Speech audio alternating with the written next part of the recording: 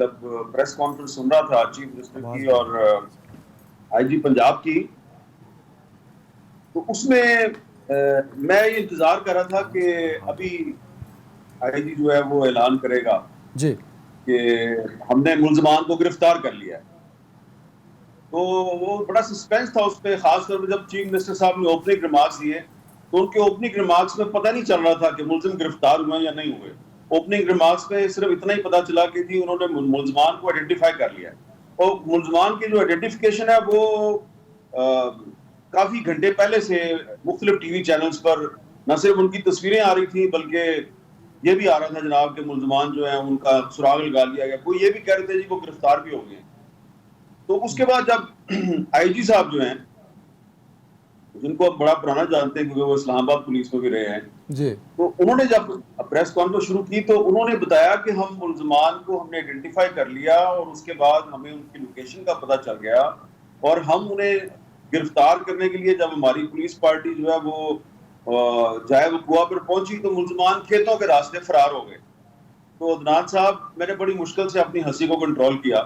میں نے کہا یار یہ ایسا ایک اندوہناک واقعہ ہے جی کہ اس پر مجھے ہنسنا نہیں چاہیے. حالانکہ میرے آس پاس کوئی نہیں بیٹھا ہوا تھا، لیکن کبھی کبھی انسان جو ہے وہ اس کو اپنے آپ سے بھی شرم آتی ہے نا. یہ ایک ایسا واقعہ ہے کہ جس سے مجھے تو اپنے آپ سے بھی شرم آ گئی نا، کیونکہ میں ایک مرد ہوں اور آپ بھی ایک مرد ہیں. تو میں نے نا اپنی بڑی کانشیسلی بڑی ایفرٹ کر کے میں نے اپنی ہنسی روکی کہ یار نہیں اس واقعے پہ ہنسنا نہیں چاہیے. لیکن انعام غنی صاحب جو ہیں اور چیف منسٹر صاحب انہوں نے پوری کوشش کی ہمیں ہنسانے کی. تو اب وہ میں پھر ان کی پریس کانفرنس سنتے سنتے میں نے اپنے آپ سے گفتگو شروع کر دی کہ یار حامد میر یہ پریس کانفرنس ہے، تم ادھر بیٹھے ہوئے ہو کہ انتظار ہے تمہیں کہ ملزمان گرفتار ہو، یہ تمہیں ہنسانے کی کوشش کر رہے ہیں، یہ کیا چکر ہے؟ تو وہ میں نے نا وہ ایک خلائی قسم کا کالم لکھنا شروع کر دیا اور پھر میں نے ریلائز کیا کہ نہیں یہ پریس کانفرنس جو ہے نا یہ اس لیے نہیں کی گئی کہ انہوں نے ملزمان گرفتار کرنے کا اعلان کرنا ہے. یہ پریس کانفرنس اس لیے کی گئی ہے کہ انہوں نے قوم کو بتانا تھا کہ ملزمان کھیتوں کے راستے فرار ہو گئے بس. اور اس کے بعد میں نے وہ جو پریس کانفرنس ہے اس کی میں نے آواز آہستہ کی اور پھر میں نے اپنے ایک دوست ہیں پولیس میں میرے بڑے پرانے جاننے والے ہیں، جی بڑے سینئر افسر ہیں، میں نے پھر ان کو فون کیا. میں نے ان کو فون کر کے پوچھا کہ بھائی جان یہ بتائیے کہ یہ کبھی اس طرح کی پریس کانفرنس آپ نے پہلے کبھی سنی ہے کہ ملزمان فرار ہو گیا کھیتوں کے راستے اور صوبے کا چیف ایگزیکٹو آئی جی کے ساتھ بیٹھ کے پریس کانفرنس کر رہا ہے؟ تو انہوں نے خیال نہیں کیا کوئی، انہوں نے نا وہ پرواہ نہیں کی جو میں کر رہا. انہوں نے فوراً ہی کیکا لگا دیا اور کیکا لگانے کے بعد انہوں نے کہا او تسی ریگولر لائن تے فون کیتا ہے؟ جی میں کہا جی میں ریگولر لائن تے فون کیا. او اچھا میں واٹس ایپ پہ کال کر لوں. تو پھر انہوں نے واٹس ایپ پہ مجھے کال کی اور واٹس ایپ پہ کال جیسے ہی میں نے ہیلو کیا انہوں نے پھر کیکا لگا دیا. مجھے بڑا غصہ آیا ان پر. میں نے کہا یار یہ عجیب آدمی ہے. میں نے اس کو فون کیا کہ یہ کبھی اس طرح کی پہلے پریس کانفرنس ہوئی ہے، یہ ہنسی جا رہا ہے. تو میں نے ادھر کی چار باتیں کی اور میں نے فون بند کر دیا اور اس کے بعد میں نے اس موضوع پر کسی سے کوئی بات نہیں کی.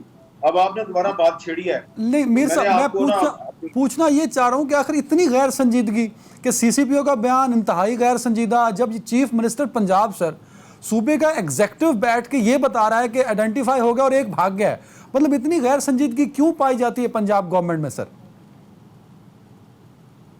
یہ پنجاب گورنمنٹ میں غیر سنجیدگی اس لیے پائی جاتی ہے کہ پنجاب گورنمنٹ کو انتہائی غیر سنجیدہ طریقے سے بنایا گیا ہے، لایا گیا ہے. اور جو سنجیدہ لوگ ہیں وہ بڑے عرصے سے یہ مشورہ دے رہے ہیں کہ یار یہ جو پنجاب گورنمنٹ کا جو ہیڈ ہے اس کو ہٹا دیں آپ. دیکھیں اس نے 2 سال میں 5 آئی جی بدل دی ہے. تو اب نہیں یہ بات سوچی جا رہی. تو میں سمجھتا ہوں کہ یہ جو پریس کانفرنس کل ہوئی ہے ابھی تو اس کا صرف ایک پہلو سامنے آیا ہے جو بھی آپ نے بیان کیا ہے کہ جی ایک ملزم جو ہے وقار وہ کہہ رہا ہے کہ جی میں اس واقعے میں ملوث نہیں ہوں اور اس نے اپنے آپ کو پولیس کے سامنے پیش کر دیا ہے. تو مجھے لگتا ہے کہ یہ اس میں اور بھی کچھ کمزور پہلو ہیں جو کہ وقت گزرنے کے ساتھ ساتھ سامنے آئیں گے. لیکن آپ کو اور مجھے دعا کرنی چاہیے کہ یہ اتنا خوفناک واقعہ ہے کہ اس میں جو کوئی بھی ملوث ہے جی اس کو ایز سون ایز پاسبل اس کو اریسٹ ہونا چاہیے اور اس کو سزا بھی ملنی چاہیے. لیکن سوال یہ پیدا ہوتا ہے کہ اگر وہ بندہ گرفتار ہو بھی جاتا ہے اور اگر اس کو سزا مل بھی جاتی ہے تو کیا اس طرح عورتوں کے ساتھ زیادتی کے واقعات، بچوں کے ساتھ بچیوں کے ساتھ زیادتی کے واقعات ختم ہو جائیں گے یا نہیں ہوں گے؟ اس لیے کہ جو زینب تھی قصور کی 7 سال کی بچی، اس کا جو قاتل ہے وہ بھی گرفتار ہوا اور اس کو پھانسی بھی ہو گئی. اس کے باوجود یہ موٹر وے والا واقعہ ہو گیا.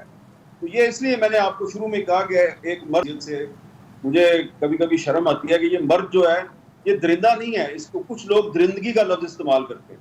یہ درندگی نہیں ہے، یہ شیطانی عمل ہے.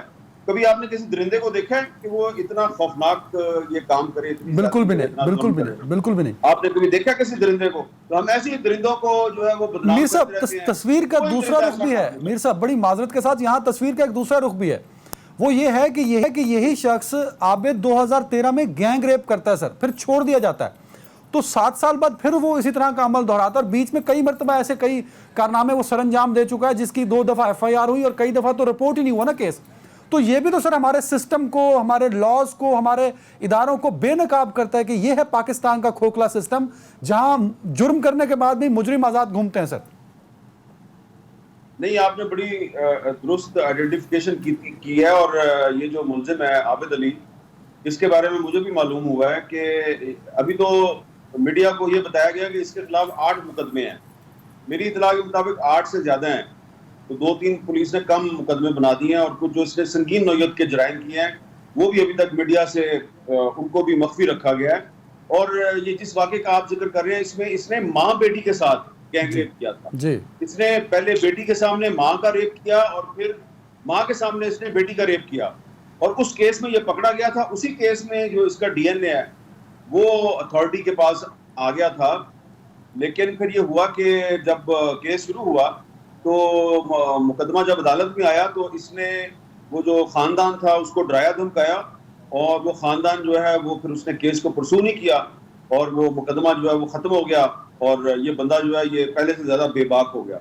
تو اس میں ہم یہ دیکھتے ہیں کہ عدنان صاحب، شاید کچھ لوگوں کو میری بات بری لگے، لیکن یہ پاکستان میں دیکھیں 10 میں سے بمشکل 1 یا 2 ایسے واقعات پہ ملزمان کو سزا ملتی ہے لوئر کورٹ سے.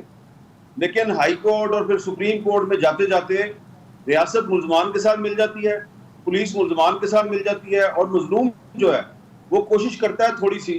لیکن ہر مظلوم جو ہوتا ہے نا اس کے پاس اتنے پیسے نہیں ہوتے کہ وہ وکیلوں کی فیسیں بھی ادا کرے بالکل اور صحیح وہ ہے. ملزمان کا پریشر بھی برداشت کرے. تو اس میں 10 میں سے 1 یا 2 واقعات میں سزا ملتی ہے، اکثر واقعات میں سزا نہیں ملتی. بالکل میں آپ ٹھیک. کو ایک مثال دیتا ہوں. جی جی جی ایک مثال دیتا ہوں، بڑی ایسی مثال ہے کہ شاید لوگوں کو پسند نہ آئے. ابھی کچھ مہینے پہلے کی بات ہے، سندھ کا ایک شہر ہے سیون شریف بھی کہتے ہیں اس کو. جی وہاں پر ایک لڑکی تھی، اس نے اپنی مرضی سے کسی سے شادی کر لی. وہ اپنے خاوند کے ساتھ جا کے رہنا شروع ہو گئی. تو لڑکی کے باپ نے پولیس کو کمپلین کی کہ جی میری لڑکی جو ہے اس کو کوئی بھگا کے لے گیا اور وہ فلاں جگہ پہ